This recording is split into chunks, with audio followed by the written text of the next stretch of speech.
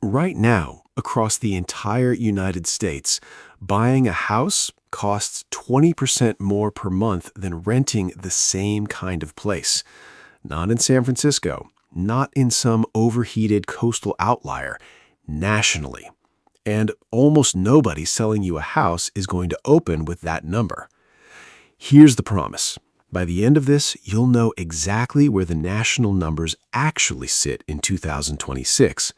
The one figure that tells you faster than anything else whether your specific city favors renting or buying, and the real break-even timeline. Nobody puts on a billboard.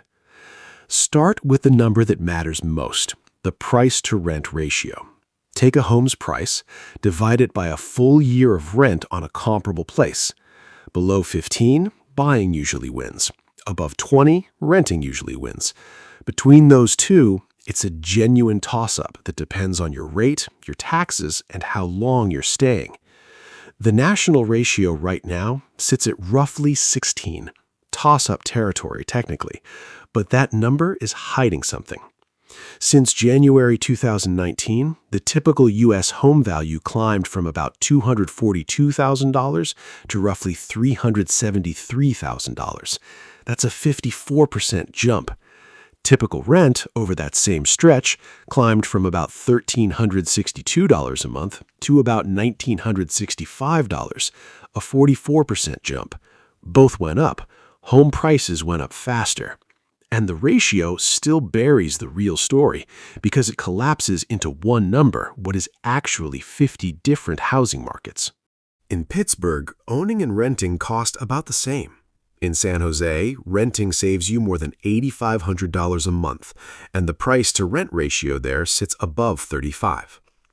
A construction industry analysis of 838 U.S. cities found only 95 of them still favor buying financially. 95 out of 838. So the honest answer to should I rent or buy was never a national one. It was always a zip code question wearing a national costume. Here's the part that actually explains why buying got more expensive without home prices exploding.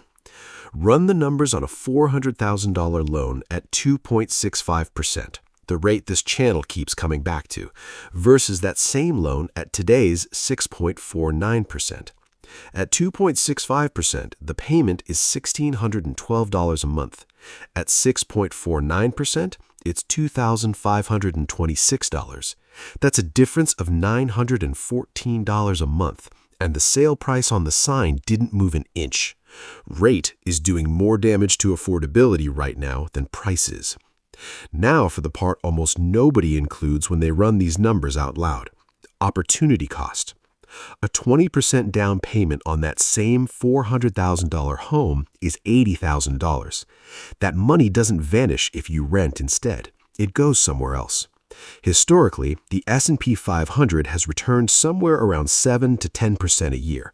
Put that $80,000 in an index fund instead of a down payment, and using even the conservative end of that range, you're looking at roughly $5,600 a year in gains you never see if that same cash is sitting in home equity instead. This is where an economist named Ben Felix built something called the 5% rule, and it's the single fastest gut check that exists. Take the value of the home you're considering, multiply by 5%, divide by 12. That's roughly what ownership costs you every month beyond the mortgage principal itself. Split into 3 non-recoverable costs: property tax, maintenance, and the cost of capital. On comparable rent in that market runs below that number. Renting is the better move on paper. On a $373,000 home, that lands around $1,554 a month in costs that have nothing to do with paying down your loan. I want to be direct about something most rent versus buy content glosses over. Buying isn't just a bigger monthly number, it's a bigger upfront number too. Closing costs to buy typically run 2 to 5% of the purchase price. Closing costs to sell, when you eventually do, run 6 to 8%. On that $373,000 home, selling alone can cost over $25,000. That cost is front-loaded and mostly invisible until the day you actually move. Which brings us to the number that decides almost everything: how long you're staying. Across virtually every 2026 analysis I looked at, the break-even horizon lands somewhere between 5 and 7 years. Stay less than that, and the transaction costs on both ends eat whatever equity you built. Stay longer, and your fixed mortgage payment starts working in your favor, while rent, historically, keeps climbing around you every single year. Here's the twist Zillow's own 2026 forecast adds to this. Home values are projected to rise just 1.2% this year. Multifamily rents are projected to rise even less, just 0.3%. Rent, as a share of median income, has dropped to 27.2%, the lowest share since August of 2021. For the first time in a while, renting isn't just flexible, it's also getting relatively cheaper, not more expensive. At the exact moment, ownership costs are stretched by rate, not by price. Maybe that's why in Zillow's own survey, only 37% of current renters said they'd actually buy even if rates dropped, down from 45% just the year before.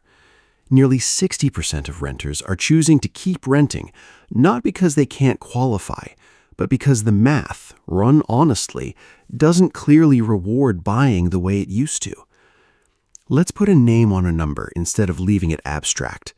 Say you're comparing a $373,000 home against a comparable rental at $1,965 a month. Both real, both national averages right now. Buy with 20% down and your loan balance is $298,400. At 6.49%, principal and interest alone runs $1,884 a month. Layer in property tax, insurance, and 1% for maintenance, and your true all-in cost lands around $2,701 a month. Rent stays at $1,965. That's a gap of $736 a month. Invest that gap, plus the $74,600 down payment you didn't spend, even at a conservative 7% return, and over 5 years, that side of the ledger is building real money, while the ownership side is mostly paying down interest, not equity, because early mortgage payments are interest-heavy by design. Property taxes and mortgage interest can be deducted if you itemize, and for some households, that meaningfully closes part of this gap. But the standard deduction is high enough now that most homeowners don't itemize at all, which means for a lot of buyers, that tax benefit that gets mentioned constantly in comment sections simply doesn't apply to their actual return. None of this means don't buy a house. It means the decision was never about which option is morally superior. It was always an arithmetic problem, with your zip code, your timeline, and your discipline as an investor sitting on one side of the equation, and a sales pitch sitting on the other. If you're staying put for 7 or more years in a market where the price-to-rent ratio sits under 15, the math usually leans toward buying. If you're under 5 years or sitting in a market pushing past 20, renting and investing the difference is very often the stronger financial move, even though almost nobody in this industry is incentivized to tell you that. If this changed how you're running your own numbers, subscribe. I break down the real math behind decisions like this every week, not the version someone's trying to sell you. And drop your city and your price-to-rent ratio in the comments. I'll tell you honestly which side of the line you're standing on.